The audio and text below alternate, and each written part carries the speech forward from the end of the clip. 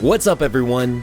My name is Huxley, and this is the long-awaited Samsung Galaxy Fold review. Now, if you've been following this phone for the last several months, then you're probably already aware of just how controversial it's come to be. Samsung had originally planned to launch the Fold back in April of this year, but due to a few unforeseen mishaps with some early review units, they decided to push its release date all the way back to September. And so here we are nearly 5 months later with the Galaxy Fold version 2.0, complete with a reinforced hinge and a set of protective caps that should keep any particles from gathering underneath the display. But how well does this thing actually hold up in the real world, and can it possibly live up to the hype after all that negative press? Well, let's find out. Alright, so I'm just gonna jump into the two biggest selling points of this phone right away. The 4.6-inch Super AMOLED display on the front, and the 7.3-inch Infinity Flex display on the inside. Let's start out with the big one. This is without a doubt the most ambitious display ever to be implemented in a modern-day smartphone. It's certainly not the best looking or the most durable, but it's still definitely the most exciting display that I've ever seen. It's obvious that Samsung wants Fold users to spend the majority of their time on the larger screen. I mean, at 7.3 inches, it's almost as big as an iPad mini, which is pretty impressive when you consider the fact that this is a device that you can fold up and slip into your pocket.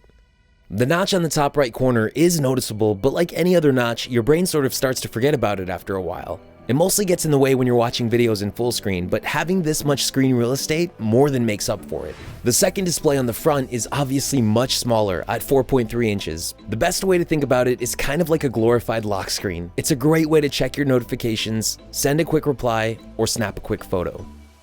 That said, you're probably going to be spending most of your time using the bigger screen, and yes, you're definitely going to see the crease from time to time, but its visibility mostly depends on your viewing angle. If you're looking at the phone head on, you probably won't see it, but as soon as you shift your perspective, the crease becomes far more noticeable, and you're suddenly reminded that you're very much using a first-generation product. The Infinity Flex display is made entirely out of plastic, so it's much more susceptible to getting dings and scratches than you're probably used to. I had my Fold for less than 24 hours before I noticed some scratches popping up, so you're definitely going to need to get insurance with this phone. But as fragile as it may be, there's just no denying how exciting the Galaxy Fold really is. It comes packed with the Snapdragon 855 processor, 12 GB of RAM, and 512 GB of internal storage. It feels ergonomically sound no matter how you choose to hold it. And there's definitely a bit of weight to it, but that's likely due to its massive 4300 mAh battery, which should be plenty of power to get most people through the day. And you can even use some of that extra power to charge the included Galaxy Buds. There's also support for fast charging, which means that you'll be able to go from 0 to 100% in a little less than an hour.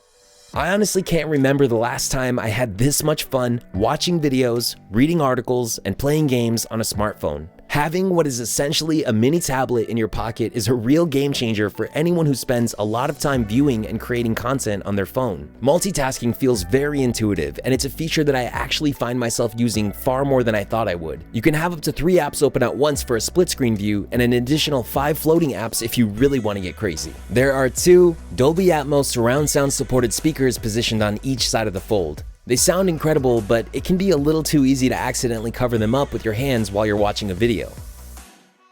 As far as cameras go, the Fold has 6 of them. There's a single selfie camera on the front, a double camera setup on the inside, and a triple camera setup on the back. They're almost identical to the cameras on the Note 10 Plus, so you still get the dual aperture main camera, as well as a 2x telephoto and an ultra wide. Now, of course, because the screen is plastic, there is no optical fingerprint reader hidden under the display. It's actually a physical reader that sits just under the Bixby button on the right side of the phone. It's not nearly as flashy as an in-screen fingerprint reader, but it still works really great, and I never had any issues with it. However, one thing to keep in mind is that the Fold is not water resistant, so I wouldn't recommend taking it to the beach or anywhere near water. There's an edge of alchemy that Samsung has created with the Galaxy Fold's design. I mean, sure, there's no question that it's a first-generation product. It's thick, fragile, and much more expensive than any other smartphone on the market. But even those setbacks don't take away from just how innovative it really is.